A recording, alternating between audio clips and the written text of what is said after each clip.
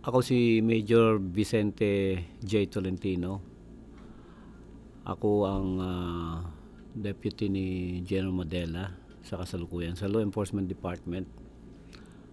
At ako din ang Division Chief ng Special Reaction Division.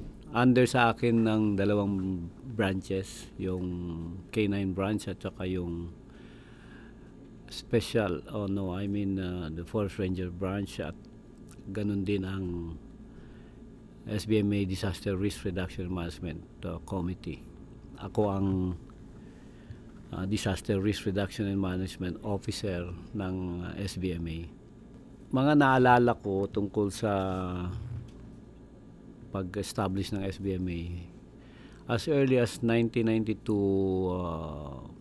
month of May, ay tuloy-tuloy yung meeting na ina-attendan namin, na headed by the then Mayor Richard J. Gordon. Doon kami nagbi-meeting sa sa City Hall, yung lumang City Hall. Gabi-gabi, naabot kami hanggang alas 2 na madaling araw. Kahit umulan, umaraw man, nandun kami.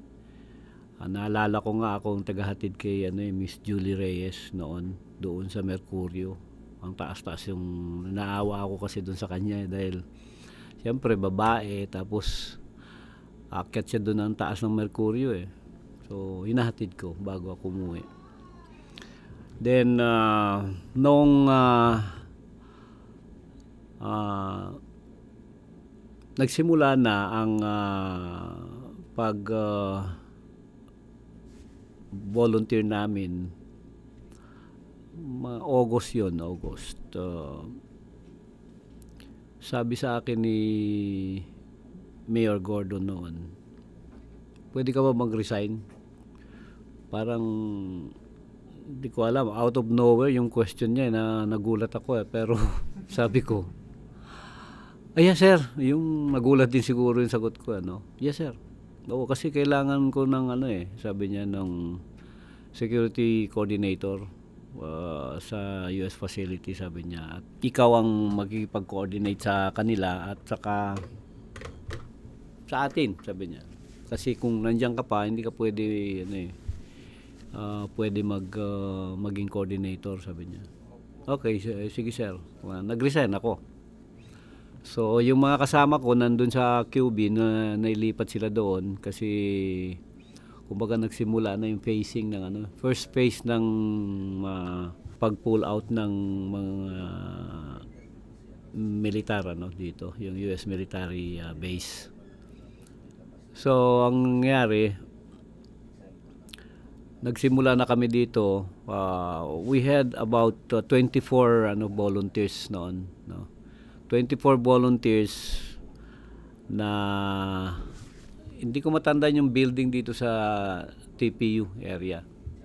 Ngayon, we still continue to, naalala ko sabi ni Sir, ni Mayor, kailangan mag time in.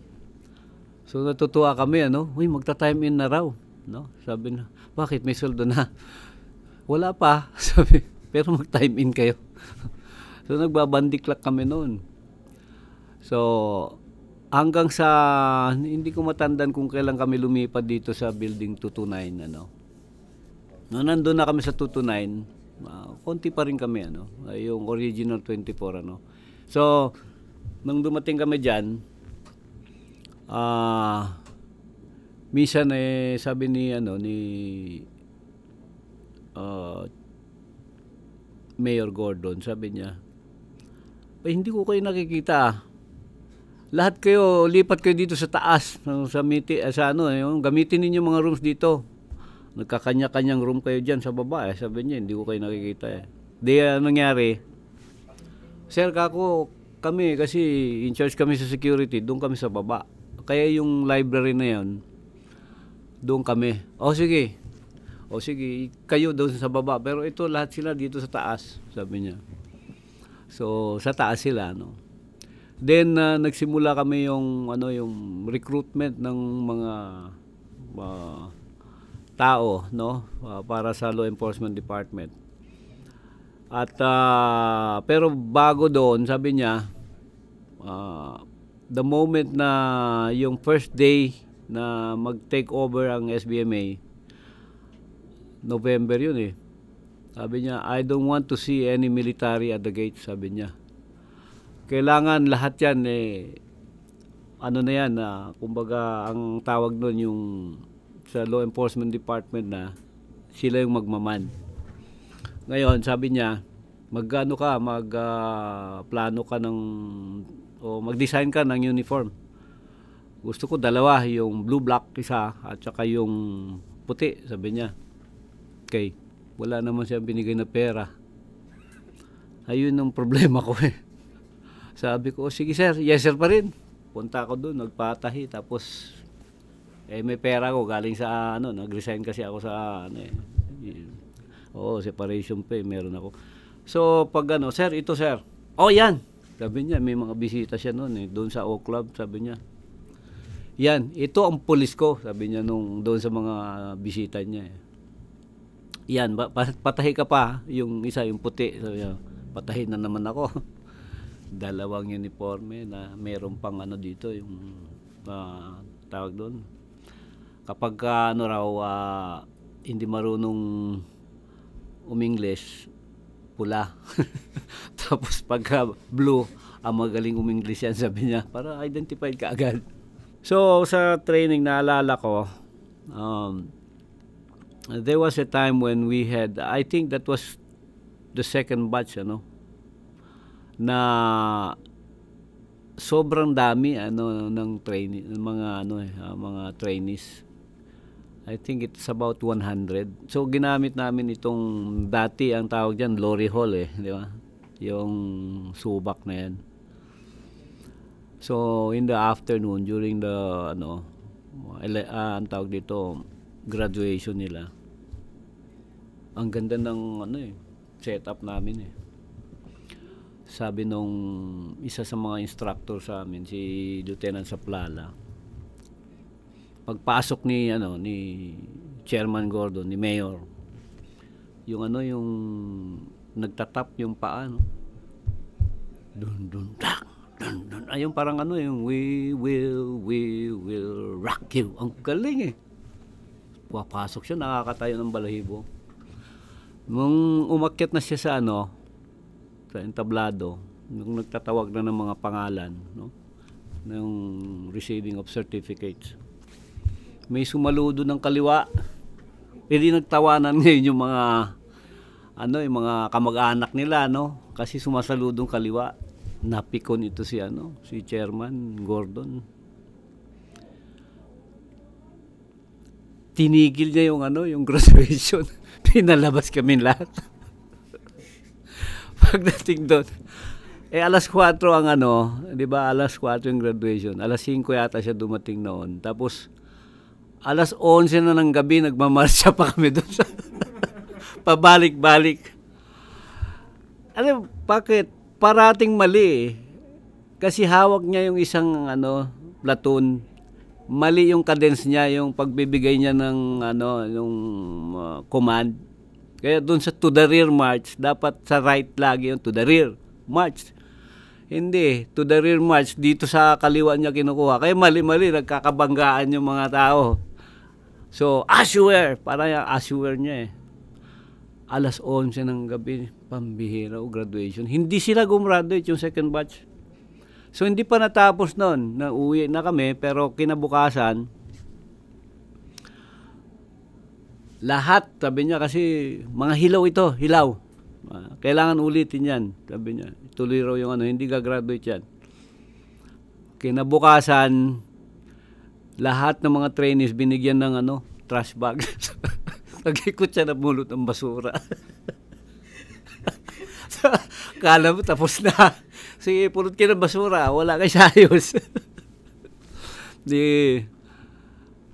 Hanggang ngayon, hindi talaga gumraduate yung batch na yon. Kaya parang pag naalala ko yon, sabi ko pambihirang graduation na yon Pero may mga naging tenyente na yung batch na yun Kaya sabi nila, hindi, naging tenyente naman yung mga ibang kasama namin Yung iba SWAT. So, okay pa rin raw yung nila batch. Pero meron pa akong naalala noon. There was a group of Taiwanese Taiwanese mga investors, Tinatanong nila kay chairman. Yes, Mr. Chairman, sabi niya.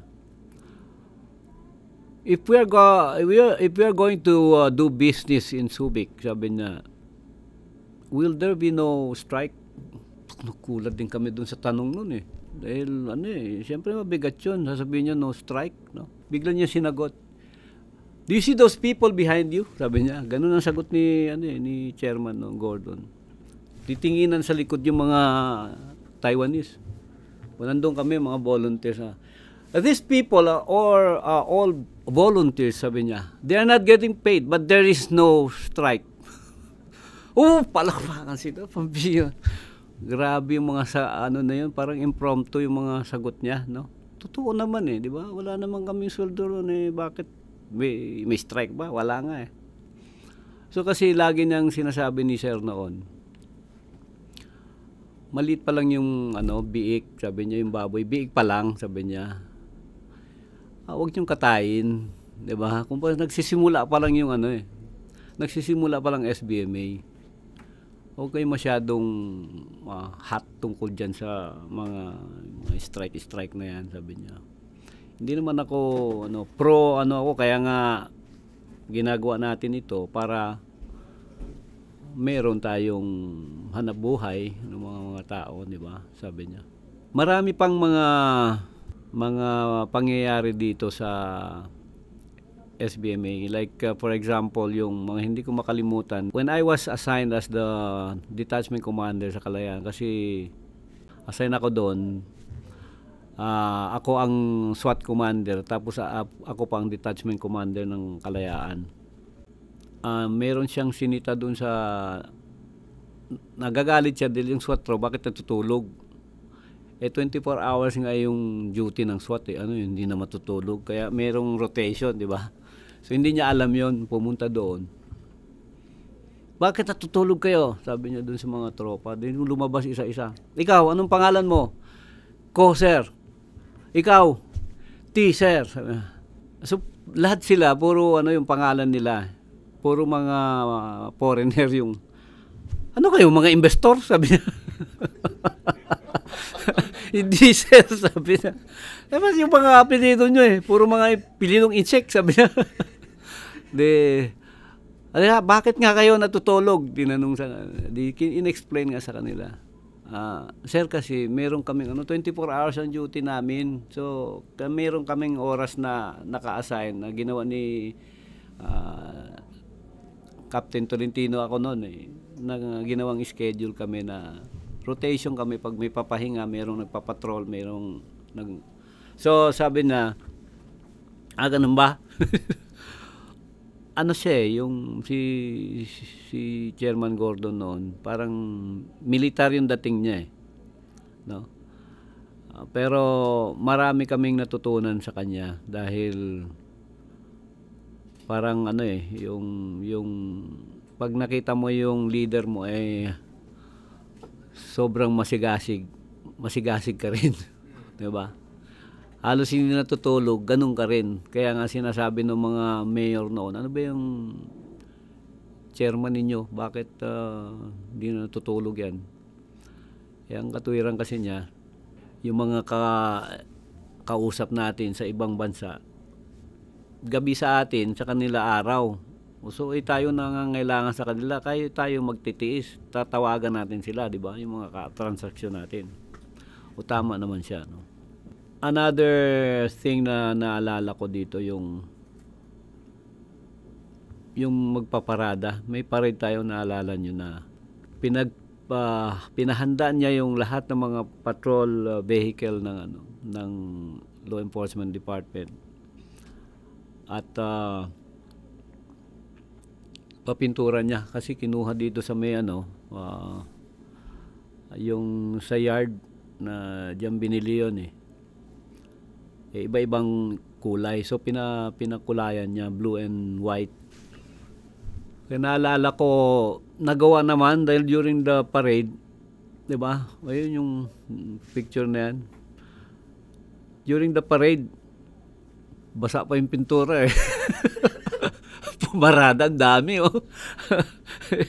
Pero talagang nakakabilib ka kasi ano siya eh, yung talagang naalala ko ang kanyang ano eh, ang deadline niya kahapon pa, hindi ngayon, hindi bukas, kahapon.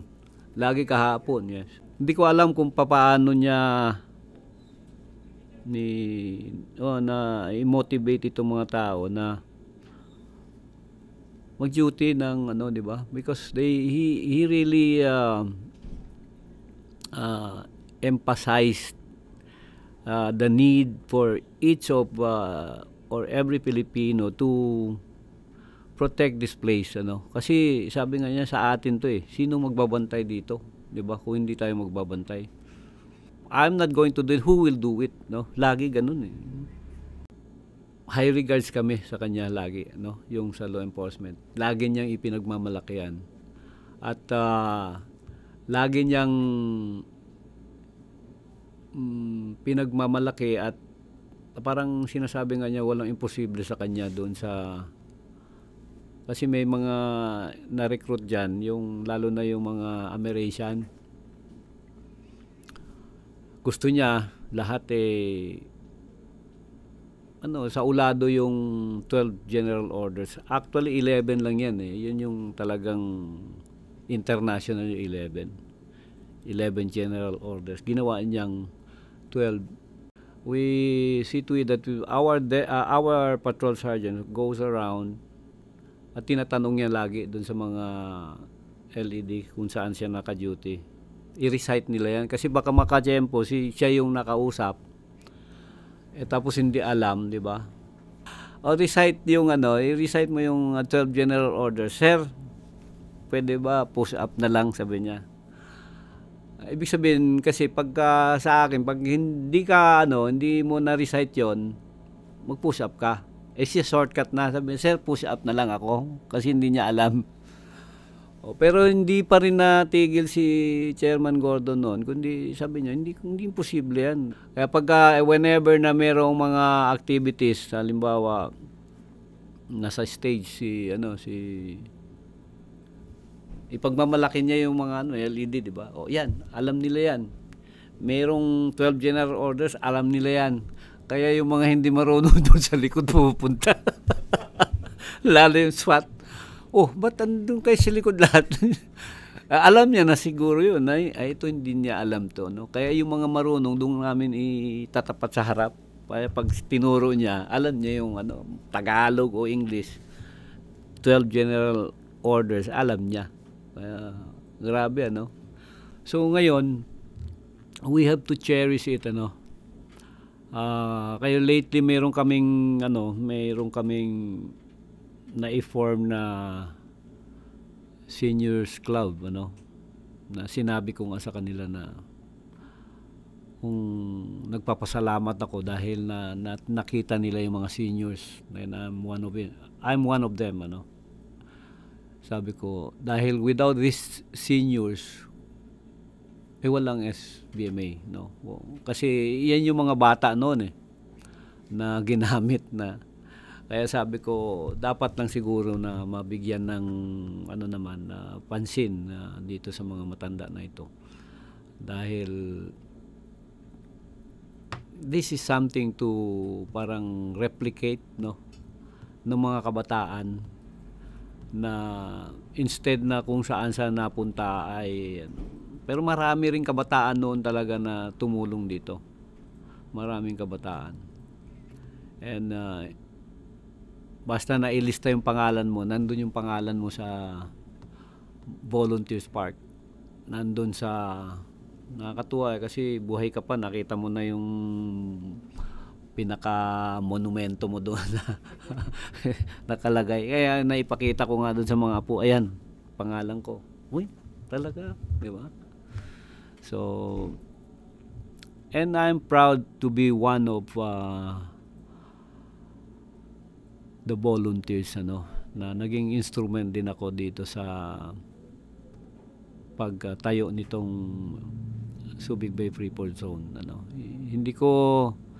Hindi ko pinagsisisihan ito. In fact, parang ipinagmamalaki ko, maikukwento ko na bahagi ako nito.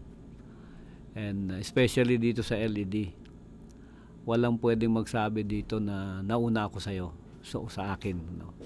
Ako yung kauna-unahang LED personnel dito. Baga naitayo ito.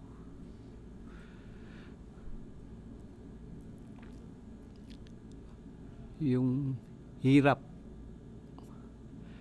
ginhawa, may luha, may halakhak, lahat.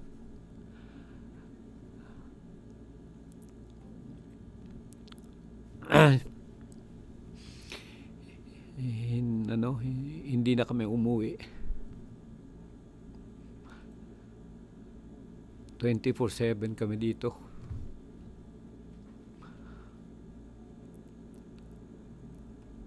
Kaya parang